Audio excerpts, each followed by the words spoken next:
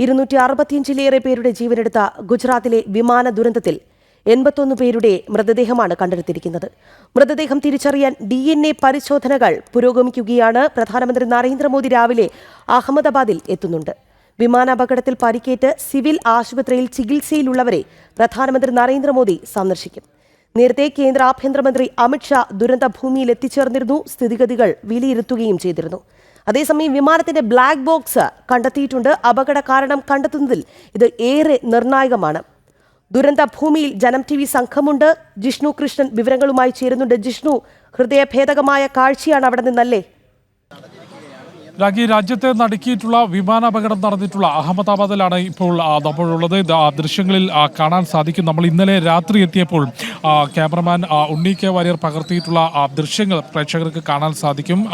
ഇന്നിപ്പോൾ ഇവിടെ ഈ മേഖലയിൽ വലിയ രീതിയിലുള്ള നിയന്ത്രണം ഏർപ്പെടുത്തിയിട്ടുണ്ട്. ഒന്ന്, ഫോറൻസിക് സംഘത്തിന്റെ പരിശോധന നടക്കുകയാണ്. കൂടാതെ 8:30 ശേഷം പ്രധാനമന്ത്രി നരേന്ദ്രമോദി എത്തും എന്ന് അറിയിച്ചിട്ടുണ്ട്. അതുകൊണ്ട് മാധ്യമങ്ങൾ, പൊതുജനങ്ങൾ ഉൾപ്പെടെയുള്ളവരെ ബാരിക്കേഡ് കെട്ടി തിരിച്ചുകൊണ്ട് ഈ ബാരിക്കേഡിന് ഇപ്പുറത്താണ് നിലവിൽ ഇന്ന് 5 മണിക്ക് ശേഷം, ഇന്ന് പുലർച്ചെ 5 മണിക്ക് ശേഷം എത്തിയിട്ടുള്ളത്. ഇന്നലെ രാത്രിയോടുകൂടി എത്തിയപ്പോഴുള്ള കാഴ്ച തീർച്ചയായും രാഖി സൂചിപ്പിച്ചതുപോലെ ഹൃദയഭേദകമായിട്ടുള്ള കാഴ്ചയായിരുന്നു. ഒരു തീഗോളം ഒരു പ്രദേശത്തിൻ്റെ ഒരു ഭാഗത്തെ മുഴുവൻ വിഴുങ്ങിയ നിലയിൽ ആ ഒരു കെട്ടിടം ഇപ്പോൾ പ്രേക്ഷകർക്ക് കാണാൻ സാധിക്കും. BJ മെഡിക്കൽ കോളേജ് ക്യാമ്പസിൻ്റെ ഹോസ്റ്റൽ ഉൾപ്പെടുന്ന കെട്ടിടത്തിൻ്റെ ഒരു വശമാണ് കാണുന്നത്. അതിൻ്റെ മറുവശത്തേക്കാണ് ഈ വിമാനം ഇടിച്ചിറങ്ങിയിട്ടുള്ളത്. അതിൽ ആ പ്രദേശം, ആ ഒരു ഭാഗത്തെ പൂർണ്ണമായും തീഗോളം വിഴുങ്ങിയ അവസ്ഥയിൽ തന്നെയായിരുന്നു. നിലവിലെ സ്ഥിതിഗതികൾ പരിശോധിക്കുമ്പോൾ വിവിധ തരത്തിലുള്ള അന്വേഷണങ്ങൾ പുരോഗമിക്കുകയാണ്. ഒന്ന്, ഈ പ്രത്യേക ഫോറൻസിക് സംഘം ഇപ്പോൾ മേഖലയിൽ പരിശോധന നടത്തുന്നുണ്ട്. കൂടാതെ ഈ പോലീസിൻ്റെയും കേന്ദ്ര ഏജൻസികളുടെ ഭാഗത്തു നിന്നുള്ള പ്രദേശങ്ങളിലെ സുരക്ഷാ പരിശോധനകൾ നടത്തി വരികയാണ്. രക്ഷാപ്രവർത്തനം പൂർത്തിയായിട്ടുണ്ട്. എങ്കിൽ പോലും ഏതെങ്കിലും തരത്തിൽ മറ്റു പ്രശ്നങ്ങളുണ്ടോ എന്നുള്ള പരിശോധനയാണ് ഇപ്പോൾ പോലീസിൻ്റെയും കേന്ദ്ര ഏജൻസികളുടെയും ഭാഗത്തുനിന്ന് നടന്നു വരുന്നത്. എയർക്രാഫ്റ്റ് ആക്സിഡന്റ് ഇന്റലിജൻസ് ബ്യൂറോയുടെ ഭാഗത്തുനിന്ന് ഇന്നലെ രാത്രി തന്നെ എത്തി പരിശോധന നടത്തിയിരുന്നു. വിമാനത്തിൻ്റെ പിറകുവശത്തുള്ള ബ്ലാക്ക് ബോക്സ് ഇന്നലെ തന്നെ കണ്ടെത്തിയിരുന്നു. അത് വിശദമായ പരിശോധനയ്ക്ക് വിധേയമാക്കും. അതിൽ നിന്ന് കോക്പിറ്റിലുണ്ടായിട്ടുള്ള സംസാരം, ഒപ്പം അവസാന നിമിഷങ്ങളിൽ വിമാനത്തിൽ നിന്നുണ്ടായിട്ടുള്ള സന്ദേശം ഇവ രേഖപ്പെടുത്താൻ സാധിക്കും. നിലവിൽ ഏറ്റവും ഉയരുന്ന ചോദ്യം എന്താണ് ഇത്തരത്തിൽ ഈ ഒരു അപകടത്തിന് കാരണം? വിവിധ തരത്തിലുള്ള വിശകലനങ്ങളും വിദഗ്ധ അഭിപ്രായവും അന്വേഷണ ഏജൻസികളുടെ സൂചനകളും എല്ലാം ഉണ്ട്. എങ്കിൽ പോലും എന്താണ് ഇത്തരത്തിൽ വിമാനം പറന്നുയർന്ന നിമിഷങ്ങൾക്കകം, ഏകദേശം 1:38 പറന്നുയർന്ന വിമാനം 4 മിനിറ്റിനകമാണ് വിമാനത്താവളത്തിനോട് തൊട്ടു ചേർന്ന് ഈ ഒരു പ്രദേശത്ത് തകർന്നടിഞ്ഞ് വീണിട്ടുള്ളത്. അതിൻ്റെ ഏറ്റവും പ്രധാനപ്പെട്ട കാര്യം എന്താണ്? ഏതെങ്കിലും തരത്തിൽ യന്ത്ര തകരാറുകൾ ഉണ്ടായിട്ടുണ്ടോ, മറ്റേതെങ്കിലും പിഴവുകൾ സംഭവിച്ചിട്ടുണ്ടോ തുടങ്ങി വിശദമായ അന്വേഷണമാണ് ഇപ്പോൾ വ്യോമയാന മന്ത്രാലയത്തിൻ്റെ ഭാഗത്തുനിന്ന് നടത്തിവരുന്നത്. അതിന് പ്രത്യേക സമിതി രൂപീകരിക്കും എന്നുള്ളത് വ്യോമയാന മന്ത്രി കഴിഞ്ഞ ദിവസം തന്നെ വ്യക്തമാക്കിയിരുന്നു. കൂടാതെ കേന്ദ്ര ആഭ്യന്തരമന്ത്രി അമിത്ഷാ ഇന്നലെ രാത്രി തന്നെയും ഇവിടെ അഹമ്മദാബാദിലെത്തുകയും ഈ ദുരന്തം നടന്ന സ്ഥലത്ത് നേരിട്ട് സന്ദർശിക്കുകയും ഒപ്പം പരിക്കേറ്റവരെയും വിമാനാപകടത്തിൽ നിന്ന് അത്ഭുതകരമായി രക്ഷപ്പെട്ട ആളെ നേരിൽ കാണുകയും ചെയ്തിട്ടുണ്ട്. അത്തരത്തിൽ സ്ഥിതിഗതികൾ കേന്ദ്ര ആഭ്യന്തരമന്ത്രി അമിത്ഷാ വിലയിരുത്തിയിട്ടുണ്ട്. ഇപ്പോൾ സുരക്ഷാ പരിശോധനകൾ ഈ പ്രദേശത്ത് നടന്നു വരികയാണ്. കൂടാതെ ഫോറൻസിക് പരിശോധനയും പുരോഗമിക്കുന്നുണ്ട്.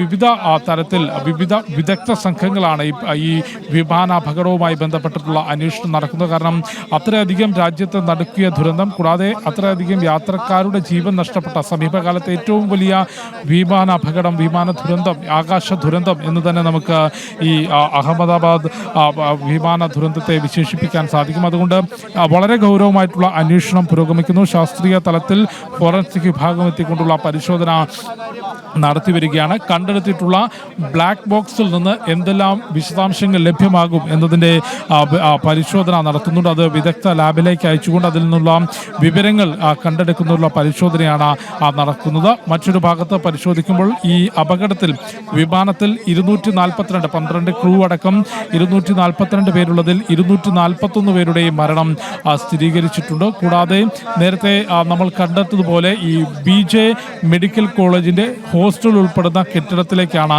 ഈ വിമാനം തകർന്നു വീണിട്ടുള്ളത്. അവിടെയും നിരവധി വിദ്യാർത്ഥികൾ ഉണ്ടായിരുന്നു, ജൂനിയർ ഡോക്ടർമാർ, കൂടാതെ ഈ ഉച്ച സമയമായതുകൊണ്ട് തന്നെ ഈ ഹോസ്റ്റലിൻ്റെ ഭക്ഷണശാലയിൽ ഭക്ഷണം കഴിക്കുന്ന നിരവധി ആളുകളുണ്ടായിരുന്നു. അവർക്ക് ഗുരുതരമായിട്ടുള്ള പരിക്കും നിരവധി മരണവും റിപ്പോർട്ട് ചെയ്തിട്ടുണ്ട്. അതുകൊണ്ടാണ് മരണസംഖ്യ സംബന്ധിച്ചൊരു ഔദ്യോഗികമായിട്ടുള്ള സ്ഥിരീകരണം ഇതുവരെ ലഭ്യമാകാത്തത്. ഒന്ന്, ഈ DNA പരിശോധന പുരോഗമിച്ചു വരികയാണ്. DNA പരിശോധനാ ഫലം അനുസരിച്ച് ആ മൃതദേഹങ്ങൾ തിരിച്ചറിഞ്ഞ ശേഷം ഔദ്യോഗികമായിട്ടുള്ള നടപടികൾ പൂർത്തിയാക്കിയ ശേഷമായിരിക്കും ബന്ധുക്കൾക്ക് ഈ മൃതദേഹങ്ങൾ വിട്ടു നൽകുക. നിലവിൽ 80-ലധികം മൃതദേഹങ്ങൾ കൃത്യമായി എത്തിയിട്ടുണ്ട് എന്നുള്ളതാണ് ഔദ്യോഗികമായിട്ടുള്ള സ്ഥിരീകരണം. കൂടാതെ DNA പരിശോധന നടത്തി സ്ഥിരീകരിക്കുന്ന മൃതദേഹങ്ങൾ അതിനനുസരിച്ച് മാറ്റുന്നുണ്ട്. കൂടാതെ ഈ ഹോസ്റ്റലിൽ ഉണ്ടായിരുന്ന വിദ്യാർത്ഥികൾ ഉൾപ്പെടെ ഹോസ്റ്റലിൽ ഉണ്ടായിരുന്നവരിൽ എത്ര മരണം സംഭവിച്ചു എന്നുള്ളതാണ് അതുമായി ബന്ധപ്പെട്ടുള്ള പരിശോധന കൂടി തുടരുകയാണ്. നമുക്ക് അനൗദ്യോഗികമായി ലഭിക്കുന്ന വിവരപ്രകാരം 265 മുതൽ 290 പേരുടെ മരണം സംഭവിച്ചിട്ടുണ്ട്. അതിൽ കൃത്യമായിട്ടുള്ള കണക്കുകൾ ഈ DNA പരിശോധനകൾ പൂർത്തിയായി. ഒന്ന്, വിമാനത്തിൽ സഞ്ചരിച്ചവരുടെയും ഒപ്പം ഈ ഹോസ്റ്റലിൽ ഉണ്ടായിരുന്ന എത്ര ആളുകൾ മരണപ്പെട്ടിട്ടുണ്ട് എന്നത് സംബന്ധിച്ചുമുള്ള മുഴുവൻ കണക്കെടുപ്പ് പൂർത്തിയായാൽ മാത്രമേ ഈ അപകടത്തിൽ മരണസംഖ്യ സംബന്ധിച്ചൊരു ഔദ്യോഗിക അറിയിപ്പ് ഭരണകൂടത്തിന്റെ ഭാഗത്തുനിന്നോ അല്ലെങ്കിൽ ആശുപത്രി അധികൃതരുടെ ഭാഗത്തുനിന്നോ ഉണ്ടാവുകയുള്ളൂ. അതുവരെയും നിലവിൽ ഔദ്യോഗികമായി ലഭിക്കുന്ന വിവരപ്രകാരം 265 മുതൽ 290 വരെ മരണം ഈ വിമാന അപകടവുമായി ബന്ധപ്പെട്ട് സംഭവിച്ചിട്ടുണ്ട് എന്നുള്ളതാണ്. 241 മരണം സംഭവിച്ചിട്ടുള്ളത് ഈ വിമാനത്തിലുള്ള യാത്രക്കാരെ തന്നെയാണ്. അതിൽ ഇന്ത്യക്കാർ 160-ലധികം ഭാരതീയരായിട്ടുള്ള ആളുകളുണ്ട്. കൂടാതെ ബ്രിട്ടൻ സ്വദേശികൾ 53 പേർ, പോർച്ചുഗൽ സ്വദേശികളും കനേഡിയൻ സ്വദേശിയുമായിട്ടുള്ള ആളുകൾ, അതിൽ തന്നെ പിഞ്ചു കുഞ്ഞുങ്ങൾ ഉൾപ്പെടെ 12 കുട്ടികൾ ആ വിമാനത്തിൽ ഉണ്ടായിരുന്നു. അത്രയും ആളുകളുടെ ജീവൻ എടുത്തുകൊണ്ടാണ് ഈ ഒരു വിമാന ദുരന്തം അഹമ്മദാബാദിൽ സംഭവിച്ചിട്ടുള്ളത്. ഇപ്പോൾ പ്രേക്ഷകർ കാണുന്നത് ഇന്ന് രാവിലത്തെ പുതിയ ദൃശ്യങ്ങളാണ്. ഇന്ന് രാവിലെ മുതൽ ഈ ഒരു ബാരിക്കേഡിനപ്പുറത്തേക്ക് മാധ്യമങ്ങളെയോ മറ്റ് പൊതുജനങ്ങളെയോ കടത്തിവിടാതെ ഫോറൻസിക് സംഘത്തിന്റെ പരിശോധന മേഖലയിൽ നടക്കുകയാണ്. കൂടാതെ ഇപ്പോഴും നമുക്ക് ആ ദൃശ്യങ്ങളിൽ കാണാം, വിമാനത്താവളത്തിന്റെ തൊട്ടടുത്താണ് ഈ അപകടം നടന്ന സംഭവം ഉണ്ടായിട്ടുള്ളത്. അഹമ്മദാബാദ് വിമാനത്താവളത്തിൻ്റെ പ്രവർത്തനം ഇന്നലെ രാത്രി ഏകദേശം 7 മണിയോടുകൂടി തന്നെ പൂർവ്വസ്ഥിതിയിൽ പുനരാരംഭിച്ചിരുന്നു. വിമാനത്താവളത്തിൻ്റെ റൺവേക്കോ അല്ലെങ്കിൽ വിമാനത്താവളത്തിനകത്തോ യാതൊരു തരത്തിലുള്ള കേടുപാടുകൾ മറ്റൊന്നും തന്നെ സംഭവിച്ചിരുന്നില്ല. അഹമ്മദാബാദ് വിമാനത്താവളത്തിൻ്റെ 23-ാം നമ്പർ റൺവേയിൽ നിന്നാണ് ലണ്ടനിലേക്കുള്ള എയർ ഇന്ത്യയുടെ ബോയിങ് വിമാനം പറന്നുയർന്നത്. 1:30 ടേക്ക് ഓഫ് നടക്കുന്നു. ഏകദേശം 3 മുതൽ 4 മിനിറ്റിനുള്ളിൽ തന്നെ ആണ് ഈ അപകടം സംഭവിച്ചിട്ടുള്ളത്. അപകടം സംഭവിക്കുന്നതിന് തൊട്ടു മുൻപ് വിമാനത്തിൽ നിന്ന് എയർ ട്രാഫിക് കൺട്രോളിലേക്ക് അടിയന്തര മെസ്സേജ് നൽകിയിരുന്നു. പക്ഷേ അതിന് തിരിച്ച് പ്രതികരിക്കാൻ ശ്രമിക്കുമ്പോഴേക്കും വിമാനത്തിൽ നിന്നുള്ള ബന്ധം വിച്ഛേദിക്കും, അല്ലെങ്കിൽ വിമാനവുമായി കോക്പിറ്റുമായി പൈലറ്റുമായി ബന്ധപ്പെടാൻ സാധിക്കാത്ത അവസ്ഥയാണ് ഉണ്ടായത് എന്നാണ് എയർ ട്രാഫിക് കൺട്രോളിനെ അതും അവിടെ നിന്നുള്ള വിവരങ്ങൾ ശേഖരിച്ചുകൊണ്ട് DCGയെ വ്യക്തമാക്കിയിട്ടുള്ള അത്തരത്തിൽ അടിയന്തരമായിട്ടുള്ളൊരു ഘട്ടം വിമാനത്തിൽ വന്നു. അത് എയർ ട്രാഫിക് കൺട്രോളിനെ അറിയിച്ചിരുന്നു. പക്ഷേ അതിലേതെങ്കിലും തരത്തിലുള്ള ഇടപെടലോ അല്ലെങ്കിൽ ഇത് പൈലറ്റിനോ നേരിടാൻ സാധിക്കുന്ന തരത്തിലുള്ള ഒരു പ്രതിസന്ധിക്ക് അപ്പുറത്തേക്ക് ആ വിമാനം പൂർണ്ണമായും തകർന്നടിയുന്ന രീതിയിൽ ഇടിച്ചിറക്കേണ്ട രീതിയിലേക്ക് വിമാനം പോവുകയാണ് ഉണ്ടായിട്ടുള്ളത്. അത്തരത്തിലാണ് അപകടം സംഭവിച്ചിട്ടുള്ളത്. ഇപ്പോൾ ദൃശ്യങ്ങളിൽ കാണുന്നത് വിമാനം തകർന്നു വീണിട്ടുള്ള BJ മെഡിക്കൽ കോളേജിൻ്റെ ഹോസ്റ്റൽ ഉൾപ്പെടുന്ന ക്യാമ്പസിൻ്റെ കെട്ടിടമാണ്. ആ കെട്ടിടത്തിന് മുകളിലേക്കാണ് വിമാനം തകർന്നു വീണിട്ടുള്ളത്. നമുക്കറിയാം, ആ ദൃശ്യങ്ങളിൽ നിന്ന് തന്നെ കാണാം ആ തീഗോളത്തിൻ്റെ വ്യാപ്തി എത്രയാണ് എന്നുള്ളത്. അതിൻ്റെ പുറകുവശത്ത് കൃത്യമായിട്ടുള്ള വെള്ള കളറാണെങ്കിൽ ആ ബിൽഡിംഗ് പൂർണ്ണമായും കറുപ്പ് കളറിലേക്ക് മാറിക്കൊണ്ട് ആ ഒരു ബിൽഡിങ്ങിനെ പൂർണ്ണമായും തീഗോളം വിഴുങ്ങുന്ന രീതിയിലേക്കാണ് ആ വിമാനം വന്ന് പതിച്ചിട്ടുള്ളത്. അതുകൊണ്ട് തന്നെ ആ കെട്ടിടത്തിന് സമീപത്തിലുണ്ടായിരുന്ന ആളുകൾക്ക് വലിയ രീതിയിൽ പരിക്കേൽക്കുകയും ജീവൻ നഷ്ടപ്പെടുകയും ചെയ്തിട്ടുണ്ട്. അവരുടെ കണക്കുകൾ കൂടി അവരെയും ഇവിടെ സിവിൽ ആശുപത്രിയിലേക്കാണ് ചികിത്സയ്ക്കായി മാറ്റിയിട്ടുള്ളത്. ഒപ്പം മൃതദേഹങ്ങളും ഇവിടെ ഈ അപകടം നടന്നതിന് ഏകദേശം 500 മീറ്ററിനപ്പുറം ഉള്ള സിവിൽ ആശുപത്രിയിലേക്കാണ് ഈ പരിക്കേറ്റവരെയും മൃതദേഹവും ഉൾപ്പെടെ എത്തിച്ചിട്ടുള്ളത്. ഗുജറാത്ത് മുൻ മുഖ്യമന്ത്രി വിജയ് രൂപാണി ഉൾപ്പെടെയുള്ളവരുടെ മൃതദേഹങ്ങളും ഈ സിവിൽ ആശുപത്രിയിൽ തന്നെയാണ് സൂക്ഷിച്ചിട്ടുള്ളത്. കൃത്യമായ പരിശോധന DNA പരിശോധനയും അതിൻ്റെ ഔദ്യോഗിക നടപടികളും പൂർത്തിയാക്കിയ ശേഷം മാത്രമായിരിക്കും മൃതദേഹം വിട്ടു നൽകുക. ഏതായാലും നമുക്ക് പ്രേക്ഷകരിലേക്ക് എത്തിക്കാനുള്ളത് ഇന്നലെ രാത്രി കണ്ട അവസ്ഥയിൽ നിന്ന് ഇന്നലെ രാത്രി ഈ ഒരു പ്രദേശത്ത് കൃത്യമായി വിമാനം ഇടിച്ചിറക്കിയ മേഖലയിൽ നിന്നുള്ള ദൃശ്യങ്ങൾ നമുക്ക് കാണാൻ സാധിക്കും. അതിൽ വലിയ രീതിയിൽ തീ കെട്ടടങ്ങുന്ന ഒരു സാഹചര്യത്തിലേക്ക് അതിൽ നിന്ന് പുകയുയരുകയും രക്ഷാപ്രവർത്തനം നടത്തുകയും അതിൻ്റെ ഇടയിൽ ഇനി ജീവനുള്ള അല്ലെങ്കിൽ ഈ കെട്ടിടത്തിൽ നിന്നുള്ള ആളുകൾ കുടുങ്ങിക്കിടക്കുന്നുണ്ടോ എന്ന വലിയ പരിശോധന നടത്തിയിരുന്നു. രാത്രി ഏകദേശം പുലർച്ചയോടുകൂടി രക്ഷാപ്രവർത്തനം പൂർത്തിയായി എന്നുള്ളത് കേന്ദ്ര ഒപ്പം ദേശീയ ദുരന്ത നിവാരണ സേനയും കൂടാതെ പ്രദേശം സന്ദർശിച്ച ഈ ദുരന്തം സംഭവിച്ച സ്ഥലം നേരിട്ട് സന്ദർശിച്ച സ്ഥിതിഗതികൾ വിലയിരുത്തിയ കേന്ദ്ര ആഭ്യന്തരമന്ത്രി അമിത്ഷായും രക്ഷാപ്രവർത്തനം പൂർത്തിയായി എന്ന പ്രതികരണം നടത്തിയിരുന്നു.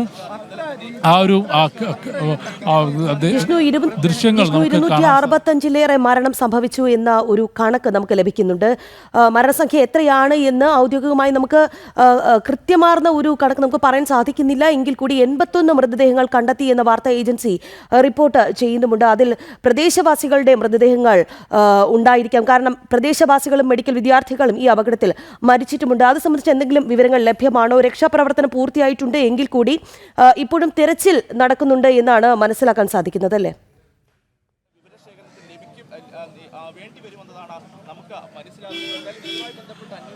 രാഖി, മേഖലയിൽ രക്ഷാപ്രവർത്തനം പൂർത്തിയായിട്ടുണ്ട്. അതായത് അപകടത്തിൽ ഈ ഒരു വിമാനം തകർന്നു വീണ പ്രദേശങ്ങളിൽ ഏതെങ്കിലും തരത്തിൽ ആളുകളുണ്ടോ എന്നത് സംബന്ധിച്ച പരിശോധന പൂർത്തിയായിട്ടുണ്ട്. അത് പുലർച്ചയോടുകൂടി പൂർത്തിയാക്കിയിട്ടുണ്ട്. രാഖി ചൂണ്ടിക്കാട്ടിയതുപോലെയും ഇതിൽ ഒരു മരണസംഖ്യ സംബന്ധിച്ചൊരു വ്യക്തത ഔദ്യോഗികമായിട്ടുള്ള പ്രതികരണം വരാത്തതിന് ഏറ്റവും പ്രധാനപ്പെട്ട കാര്യം ഇപ്പോൾ ഈ ദൃശ്യങ്ങളിൽ കാണുന്ന ഈ BG മെഡിക്കൽ കോളേജിൻ്റെ ക്യാമ്പസിലേക്കാണ്, ഹോസ്റ്റൽ ഉൾപ്പെടുന്ന ക്യാമ്പസിലേക്കാണ് വിമാനം തകർന്നു വീണിട്ടുള്ളത്. അതുകൊണ്ട് ആ ഹോസ്റ്റലിൽ ആ സമയം ഉണ്ടായിരുന്ന വിദ്യാർത്ഥികൾ, പ്രദേശവാസികൾ, അവിടെ ഹോസ്റ്റലിലെ ഭക്ഷണശാലയിൽ ഉണ്ടായിരുന്ന ആളുകൾ, അവരെയെല്ലാം അപകടം ബാധിച്ചിട്ടുണ്ട്. അതിൽ നിരവധി പേരുടെ മരണം സംഭവിച്ചിട്ടുണ്ട്. ആദ്യഘട്ടത്തിൽ ഈ വിമാനം തകർന്നു വീണ ഏകദേശം ആദ്യ മണിക്കൂറിൽ പുറത്തു വരുന്ന ചില ദൃശ്യങ്ങളിൽ ആളുകളെ പരിക്കുകളോടുകൂടി രക്ഷപ്പെടുത്തുന്നതിന് ദൃശ്യങ്ങളുണ്ടായിരുന്നു. അതിൽ വലിയ രീതിയിൽ ചിന്തിച്ചത് ഈ വിമാനത്തിൻ്റെ നിന്ന് രക്ഷപ്പെടുത്തുന്ന ആളുകൾ എന്നുള്ളതായിരുന്നു. പക്ഷേ അത് ഈ ഹോസ്റ്റലിൽ അല്ലെങ്കിൽ പ്രദേശവാസികളായ ആളുകൾ, അപകടത്തിൽപ്പെട്ട ആളുകളെയായിരുന്നു രക്ഷപ്പെടുത്തിയത്. ആ അവശിഷ്ടങ്ങൾ വിമാനത്തിൽ നിന്ന് തെറിച്ചു വീണിട്ടുള്ള ആ ഹോസ്റ്റലിൻ്റെ പ്രദേശത്തേക്കുമെല്ലാം തെറിച്ചു വീണിട്ടുള്ള അവശിഷ്ടങ്ങൾ നമുക്ക് ദൃശ്യങ്ങളിൽ കാണാൻ സാധിക്കും.